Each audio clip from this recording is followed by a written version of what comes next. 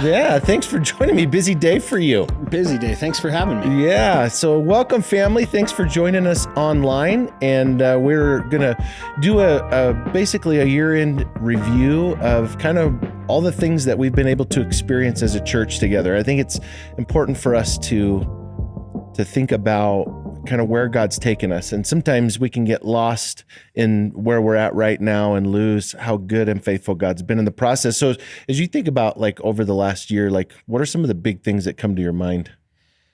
Well, the overarching narrative of last year for me has just been the faithfulness of God. There's been every reason that this new normal that we're in should really change and reshape in a negative way what we've been experiencing at church, but God has just continued to show up. A big highlight for me was our most recent night of worship that we had. For those of you who were able to join us, the presence of God there was special. And I understand I come from a little bit of a biased place as a worship leader, but to be with our family and worshiping and to feel like Jesus just came and sat down in the room with us was so unique. And then there's so many numerical ways that we've seen the faithfulness of God that we'll get into later. But yeah, that's the overarching theme for me. How about you? Yeah, you like the numbers. You're a numbers guy. I do. And it's important that I have people like that in my life because numbers confuse me. But I think for me, what I've loved to see is as our church has moved forward, we've been able to see some really cool opportunities show up in the community, and been able to see just how amazing it's been to watch our church step up and the way I describe it is to reclaim the heart of Jesus and how we've reflected and taken care of people and churches and businesses and all different kinds of things that I think God gave us some pretty creative ways to do, and then like exceedingly abundantly provided for our ability to do that in ways that I can't even believe how faithful he's been. Absolutely. It went from a little bit of concern about, are we going to be solid as a church, just because everything was changing so much, to that really quickly was no longer a concern. And we started to worry about, how can we be generous to our community, to the churches, to the people who are struggling in our area, and got to be a resource distributor, which is a huge privilege. Yeah, I'm thinking as you're saying that, I was thinking about all the way back in 2020 when the world shut down, when we went into quarantine. Everybody was like, what does this mean? And I know that was true for everybody in the jobs that they were at. Like, what does this mean? But for us, we were thinking about the church. And I remember having a conversation with you and Jeff Akers, and just like, hey guys, what do we need to make it? And not sure we were going to be there. And not only did God continue to provide way beyond what we needed in 2020, but he continued to do that again in 2021. Mm-hmm. Absolutely. It's been amazing. So what we want to do is just share some year-end stats with you. Some of these are just going to be fun numbers and things that are exciting for us, but some of this is stuff that's really, really meaningful. And I think it reflects on God's heart for his church and God's heart specifically for Southeast. The first one is average attendance. Yeah. We saw a humongous increase in average attendance. So we welcomed a whole new online community, which you all are now a part of. Whether you normally join us in person on Sunday, you get to join us online today. So we're so grateful that you're watching with us. But our total average attendance went from around 3,000 and then boomed to 5,352 for 2021. That's a huge growth in a year. Like, I would be happy with that in a year. I especially am thrilled with that in a year where church attendance changed, and it was different for us. It was different. Just looking at how people attend and how often they attend, and how comfortable people are even to be in groups of people, like set the church aside just to go to the grocery store or just to go to a sporting event or something like that, like how comfortable people have struggled to get reconnected in community. Yep. And it's just been really neat to see our church attendance continue to to grow and move forward. Right. Both in person and online. Our in-person attendance has steadily grown since the world reopened. And so we're seeing around 1,600 people in person every Sunday morning, which is a huge blessing. But this new environment forced us to launch what we've called our online campus, and we've had a thriving online church community. And I have to give a shout out here to Josh McBride, Absolutely, as online campus pastor. He's just doing a great job with that, and some of the stories that came out of that with him talking about a gal that was driving from Texas to California, got stranded along the way, and somebody else, so she's part of our online community, somebody else that's part of our online community was able to help her. Like, it's just been these crazy stories. It's crazy to think about this, but our online church is attended weekly by people from 36 different states. Here's what that means. There's people in 36 different states that call Southeast in Parker, Colorado, this is their church. This is where they faithfully attend, tithe, invest, even are in small groups. Mm-hmm. And we have funny story. One guy who was in Kentucky looking for the other Southeast. And he was came across us by mistake and is plugged in, is in a small group and is doing great. We got to meet him actually this summer. And that's cool. But here's an even cooler statistic. We have people in 10 different countries around the world who call Southeast their home church, which is cool. They faithfully attend every week online. And it's just been really, really neat to see that happen. And here's the thing. I think about like the scale of what we do as a church. Like, it doesn't happen because of paid staff. Right. Absolutely. None of what we're able to do here would be possible without our amazing volunteers, which of course are all of you. We are honored to serve alongside 963 volunteers. People who, you and I, we joke that we get paid to be good, and we have 963 people who are good for nothing. That's right. They are, and I just love the excitement and the passion. We were talking. So Tom and I attend the same life group. We were talking last night with our life group about just our SRT team. And somebody asked, how many security people do we have? And I was like, 36 in one service. We had 36 in one service. They were like, whoa, we thought there was like 5.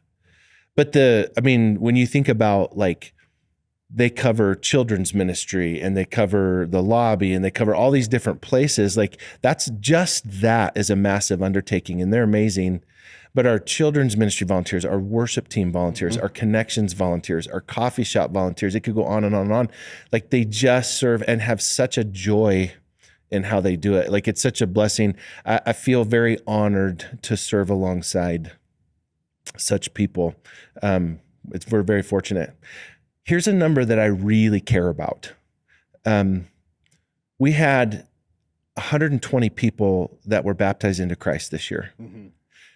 And that's huge in a world where people have struggled to come back to church live, and even in a world where people have really had deep questions about their faith. Mm-hmm. I think that's amazing. By the way, the cool part about that is that's more baptisms than 2020 and 2019, and I think 2018 combined. Lots of people being baptized this year. And I'm just so thankful to be a part of a space where God is continuing to move. Yeah. And if you've been at Southeast with us for any amount of time since we've been here, you know that our heartbeat is life groups. We are a relational discipleship church. We believe that we make biblical disciples in the context of relationships, and that context is what we call a life group. And over the course of 2021, we are really proud to say that we have 662 people involved in 58 total life groups. That's pretty incredible. And 6 new groups starting in 2021. This is so funny. We started life groups here at this church February of 2020. Perfect timing to get people in relational environments. And then in March, the world changed, and people hung in there, and they did it, and they connected. And the stories that have come out of our groups and how they're caring for one another, it's just really, really incredible. We had 3 groups that branched this year, and that's a big part of our life groups, is that they're building new leaders to be able to continue that process on of making disciples. And it's just been a really cool thing to see people get connected in relationship, to find that that place where they don't have to be so lonely. Yeah. And if you're unfamiliar with what branching is, if we celebrate baptisms most, I think branching is maybe a close second. And that means that a life group has grown, has continued to invite more and more disciples of Jesus into their relational context, that they're too big to be just one life group anymore. So they have a birthday, they have a celebration where a group from that original group branches out and starts yet another life group. So we're disciples who make disciples who make disciples. And that really is what we're all about here. And it's so important, because I think one of the things that Jesus did with his ministry here, like absolutely his death, burial, and resurrection, we don't ever want to diminish that. But his ministry here created a movement of discipleship that we are believers in Jesus today because of that movement, and making disciples helps us to continue that on for generations to come. Another method we use here to make disciples is this really pretty new ministry that we've gotten to launch called Southeast U's, sort of born in our adult ministries and online congregation, but has blossomed into something we're really proud of. Yeah, and this is exciting. Like, we've taught classes on the New Testament, we've taught classes on Old Testament, we've taught classes on discipleship, we've taught classes on Romans, we've taught classes on faith and sexuality. We've had all kinds of different topics. 473 people have come through our classes, which is pretty awesome, that people are giving up an extra night of their week on top of Sunday morning service, on top of their life group. They're coming in because they're so hungry for the word, and that's a big deal. Yeah, one of the hallmarks of our congregation is we're a group of people who are hungry for the presence of God and hungry for the Word of God, and that is just so easily demonstrated in what we've seen happen in Southeast U. And one of the things that we assessed coming in here is how important it would be to create space to teach the Bible. And make that a priority. And our adult ministries team has crushed it with Southeast U. They've really done a good job of creating opportunities for people to learn the Word. You bet. And speaking of adult ministries, our women's ministry has done some great things this year as well. They had 352 women that attended the Empower Women's Conference. And 212 women are involved in one of 8 different ministry groups. So they have 212 women that are involved in groups that are just dedicated to women, discipling women. And that's important, because men need to disciple men and women need to disciple women. That's what Titus talks about. And it's significant because, I don't know about you, but I don't really understand everything that there is to being female. And it's important that other females are able to walk alongside them as they figure out what it means to be everything God intended for them to be. Absolutely. I can't imagine what a disaster it would be if women's discipleship were left up to either you or me. So praise God for... It would be efficient, but not effective. That's about right. Speaking of what might be effective in our world, men's ministry has been doing some amazing work. We have 120 men involved in 12 ministry groups. We've had 929 men over the past year attend a men's breakfast, and those are monthly on Saturdays, and you can jump on the website and get some information about those. Really, really valuable times. Hey, this is a really cool stat. So we had the Rock Solid Men Conference here at Southeast, and one of our big fears is that we're going to have a big, cool conference experience, and everyone's going to get all excited and then walk out the door, and then what happens? Right.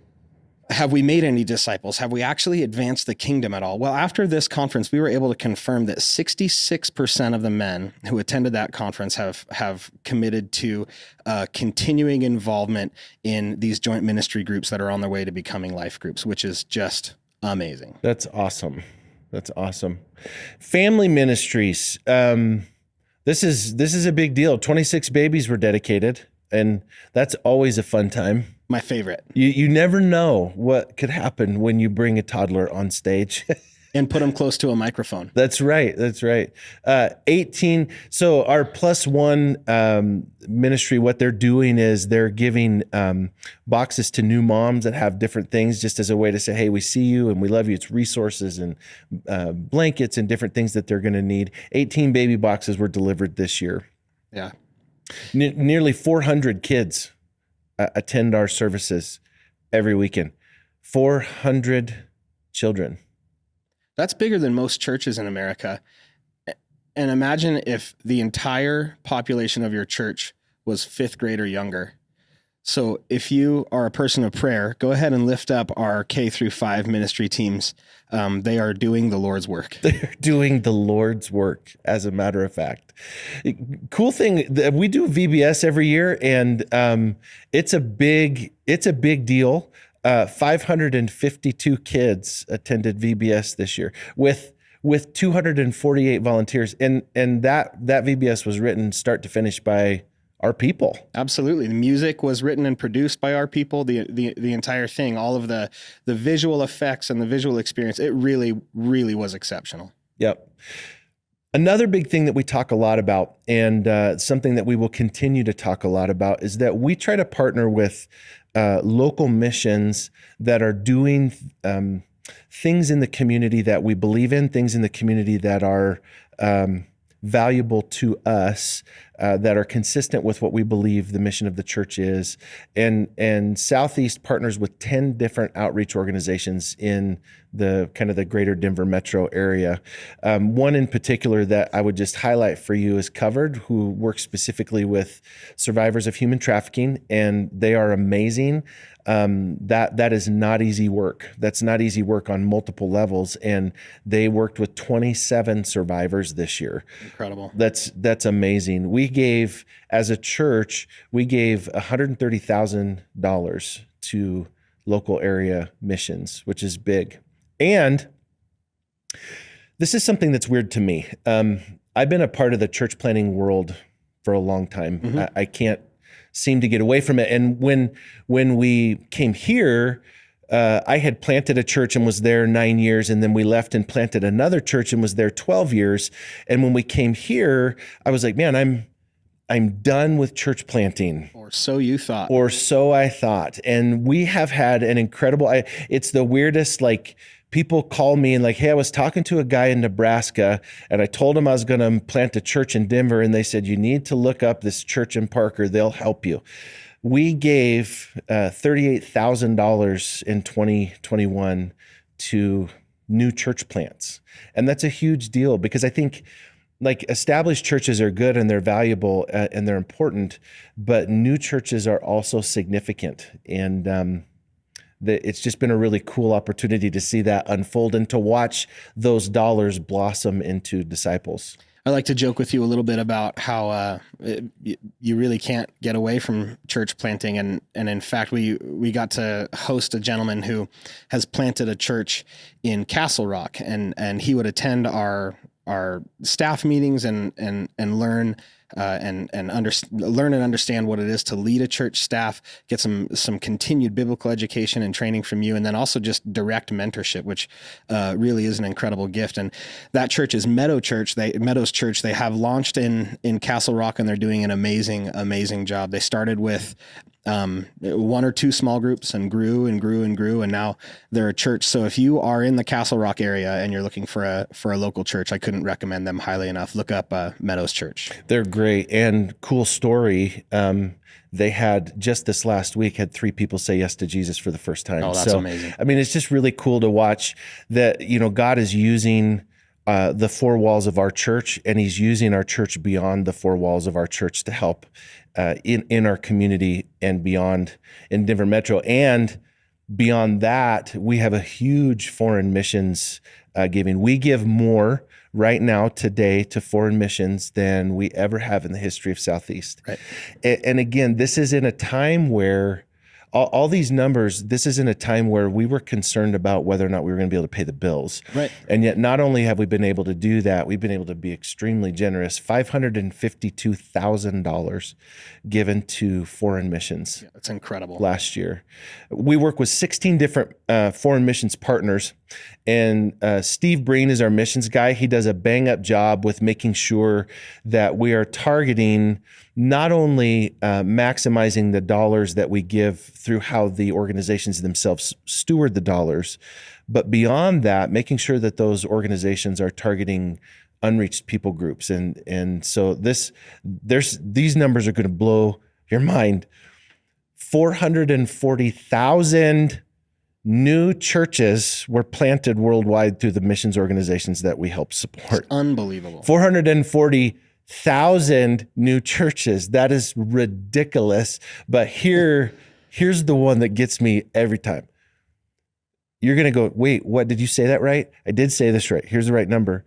Over 10,700,000 new believers in 2021 came through our missions partners.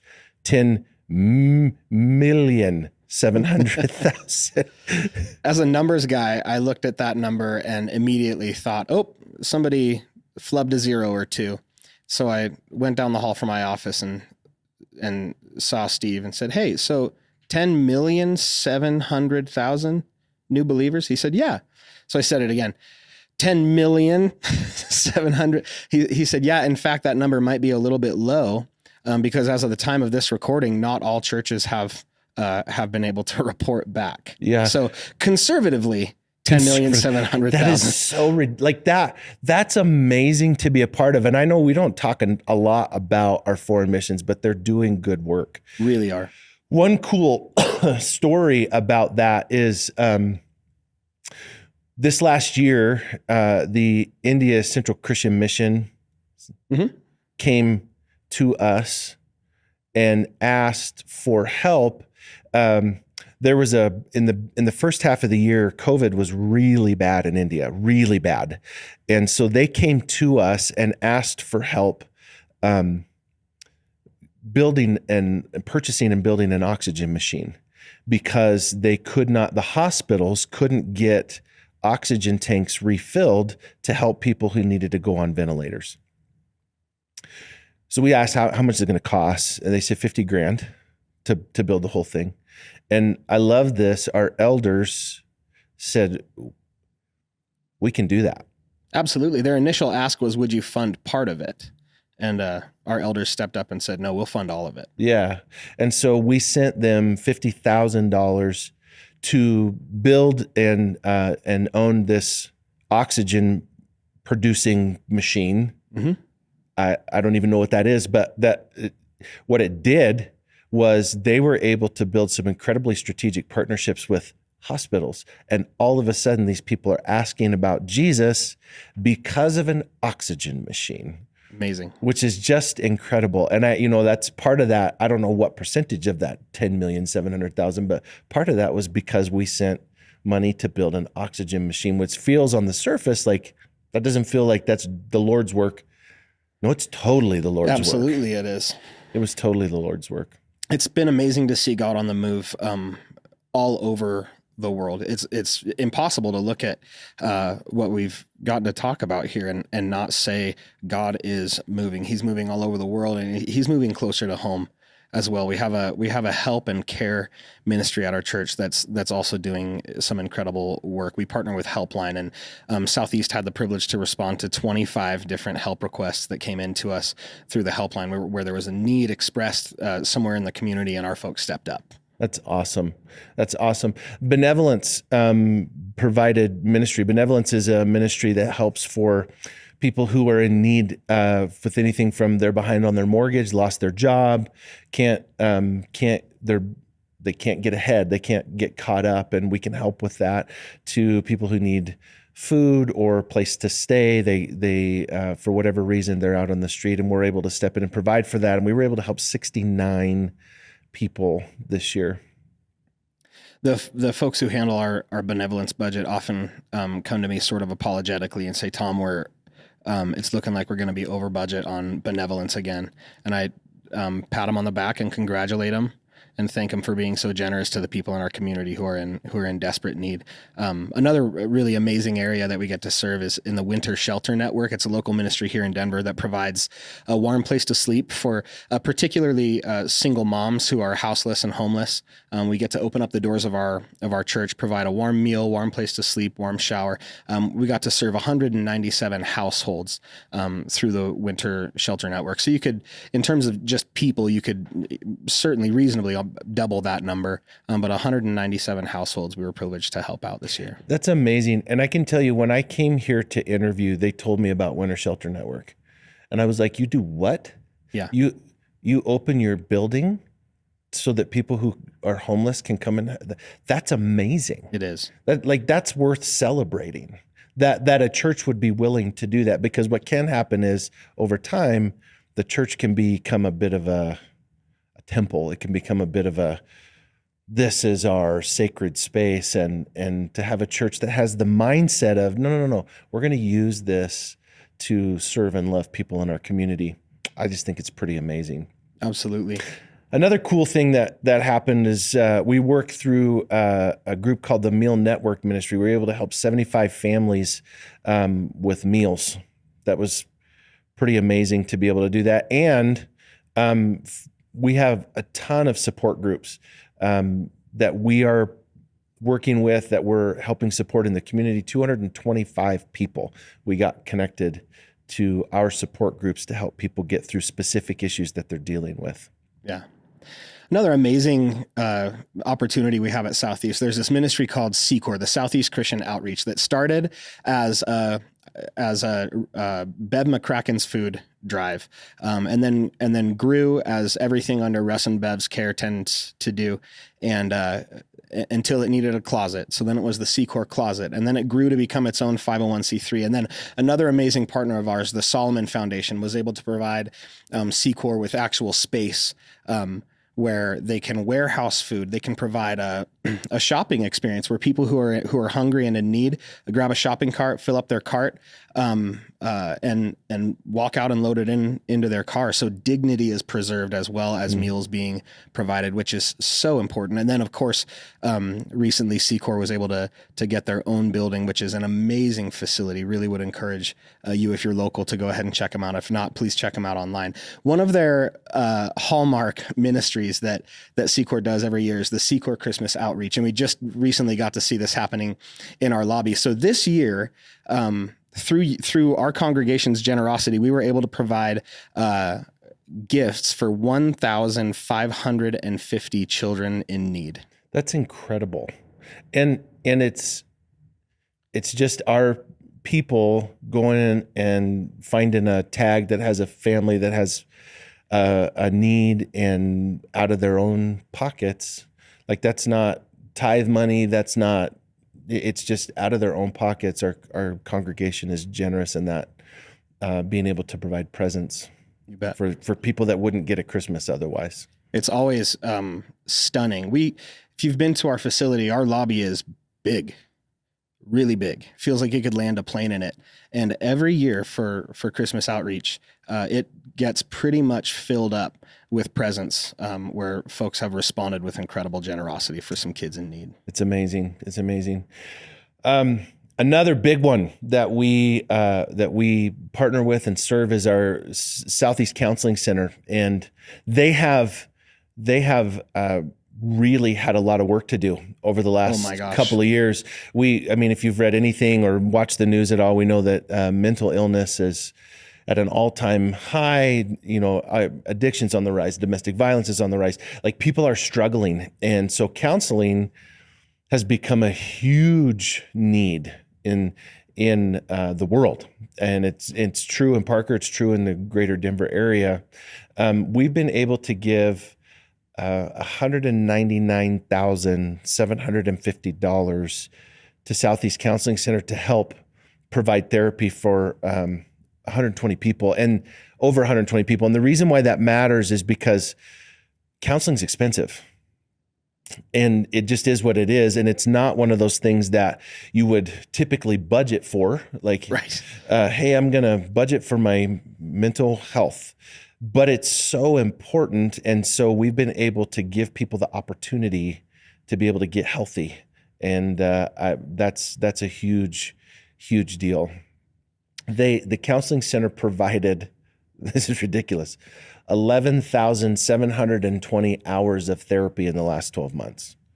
11,720 hours of therapy in the last 7 months. And one of the good problems that they're facing is they're having a hard time hiring fast enough Right. to get people in. And, you know, counseling is one of those things where there's plenty of people to hire. You want to make sure that you get somebody that holds to the high standard that they have. And Jason and his team they are incredible people. Absolutely. The way they interweave sound psychological theory and counseling with biblical practices and principles is really, really special, and we're privileged to get to work alongside them.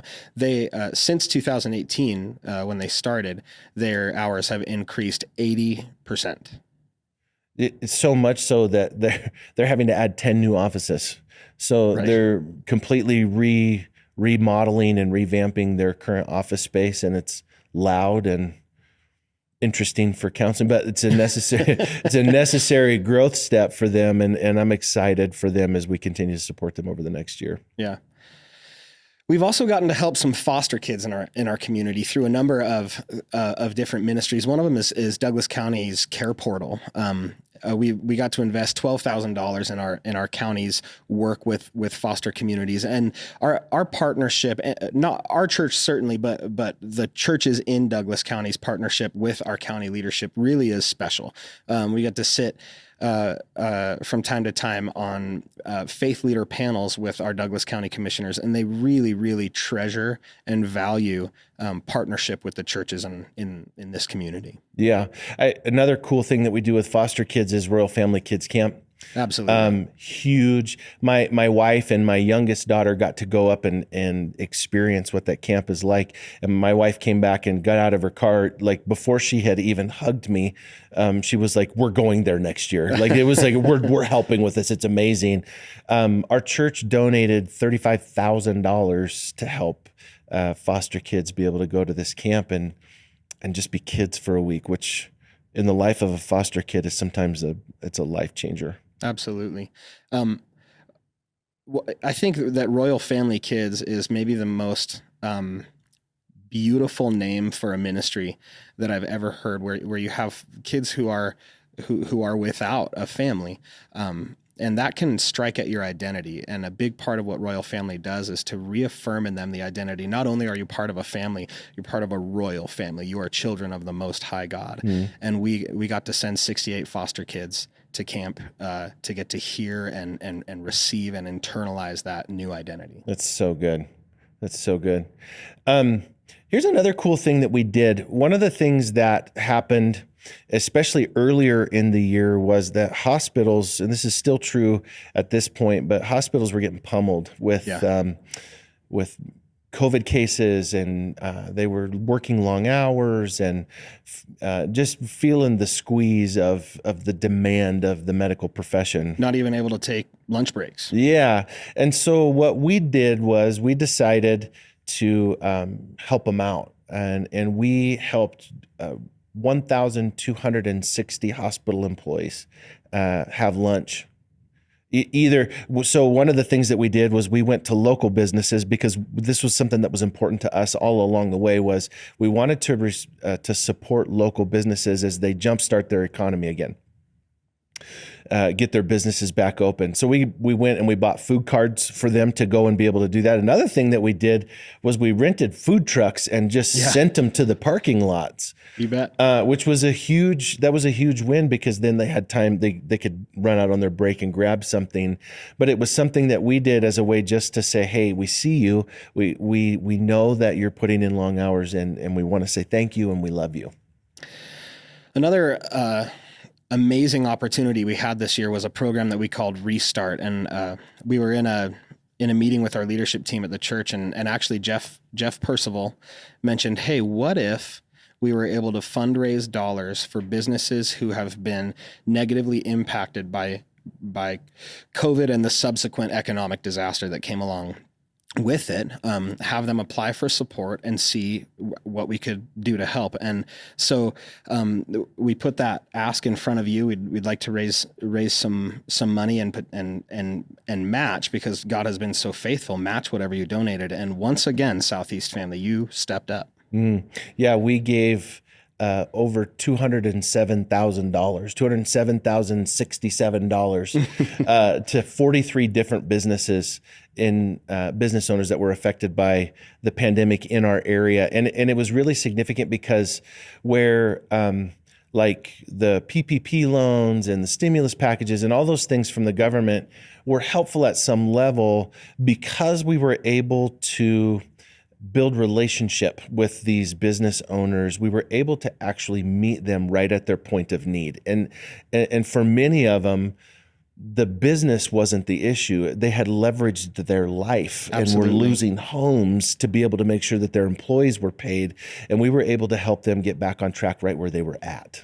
Couple of quick stories from that program that would just blew my mind. The first one was we have an absolute treasure in our church. His name is Jeff Akers. He's on staff as our finance director. He also runs the Financial Peace University class that we offer at our church. So we had some folks in Restart who applied for some Restart funding for their business, and then stepped in to the Financial Peace University class and were mentored by some of the Restart panel, a committee of business experts within our congregation. They were mentored by members of the Restart panel to get their financial life back on track, and they're still going strong and doing extremely well.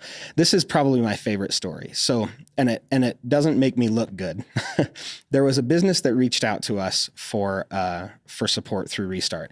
And one of the things that we committed to do for each of these businesses was to pray for them. So Marcella Shadle, our prayer pastor, stepped up and energized the prayer team that we have here.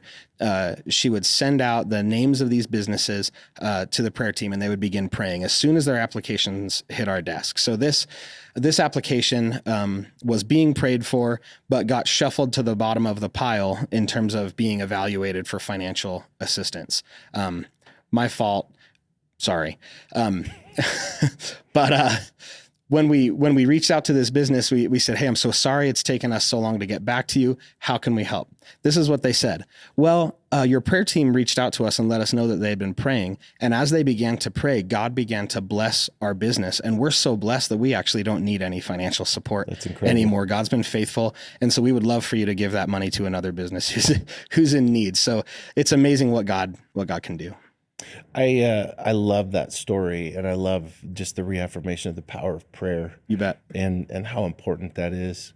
One more this is a big deal, and the chest of Joash, which many of you know exactly what that is. If you're not familiar with it, the chest of Joash was a idea that I stole.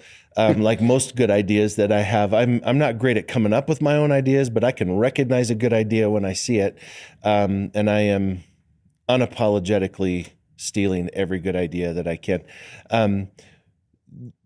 We wanted to make sure that we could target our debt load, and right. Debt load is not uncommon for churches. It's one of those things that at times becomes a necessary evil. And we have committed to really working hard to paying that down, because every dollar that we pay to debt is a dollar that we take out of ministry in the community. And every dollar that we pay down on that debt is a dollar we put back in to ministry in the community. And over this last year, we have paid down, in addition, directly onto the principal, $695,456. And the chest is just in the lobby. People come by and throw spare change in it. Like literally people throw spare change in it. And I said at the beginning of this, I said, I believe that if everybody does a little bit, we can accomplish a lot. You bet. And it's actually been true over the life of our loan. Because of paying down that almost $700,000, we've saved $2 million $20,963 in interest. That's $2 million that will never go to the loan, that can go directly back into ministry. And right now, today, and so this is the dance, is like, well, wait, do you wait and just pay it all the way down before you start putting those dollars back into ministry, or what do? What we've done is $39,221 of the interest that's being saved is now going back towards the principal, and we're now being able to reinvest some of that money back into ministry, which is just really cool. It is. And it's an opportunity that I want to take as well to once again thank the Solomon Foundation, who's our financial partner. They provide the financing for what we get to do here at Southeast Christian Church, and they have been so accommodating when it comes time to make early payments or do something like the Chest of Joash. We would talk with them and say, hey, it's not necessarily in your best interest for us to accelerate paying down our loan, and they have championed us. They said, no, what we want is successful ministries, and successful ministries are debt free. So we are in your corner. Let's go ahead and get this paid down. And they've been a wonderful partner. They have been. The Solomon Foundation has been a gift to Southeast, and we appreciate Doug and his team and everybody that's involved in that. We're super thankful to be able to be a part of everything that God's doing, and like there's big dollars, and it's helping lots of people. But one of the things about being blessed the way that we are, where we live, Jesus says, to whom much is given, much is required. Mm-hmm. And I feel like we have heard that and responded to it with great generosity. I'm really proud of what Southeast has done. And because of that, we just want to take a minute and just say thank you. Thank you for 2021. Thank you for 2021 being such an incredible year. It could have gone a lot of different ways. This year could have been one of those where we got scared as the world started to ramp up, and there was a lot of questions about the economy. Our congregation has continued to say, no, we're going to put God first. We're going to do the right things. And because of that, we've been able to reinvest. And I just keep going back to 10,700,000 new believers in foreign missions alone. It's amazing. That's just a cool thing to be a part of that we couldn't ever be able to experience without your generosity. And so we do this for a couple of reasons. One is because we want to celebrate you and just say thank you. Another is because we want you to know that when you give to Southeast, this isn't about buying jets and gold-plated toilets. Although, I don't know what I'd do with a jet, but probably be cool to own one. I don't know. We'll never find out. I guess not. But it's not about building our own empires. It's not about building a bigger house, whatever. It's not about that for us. This is about taking kingdom dollars, using them for kingdom purposes, and watching God bring about kingdom results. Yeah. And it's just been really, really exciting to see. And so we wanted to give you the opportunity to see some of the ways that God's been using your dollars to change the world. And what we're going to do, just to tie this down, is something that we do every week. We take communion together. So if you don't have your communion ready, pause the video and go get your communion. All right, we're back. So here's what we're going to do. We take communion as a reminder of the death, burial, and resurrection of Jesus, which is really at the center of everything that we are as believers. And this is an opportunity for us to say, Lord, we haven't forgotten. And for all the distractions that are going on in the world, this is an anchor point for us to come back and say, God, your sacrifice is a model for us. And because of that, we continue to sacrifice. And so this bread reminds us that on the night Jesus was betrayed, he took bread and he broke it. And he said, this is my body, which is given for you. So whenever you eat this bread, do it in remembrance of me. Let's remember him.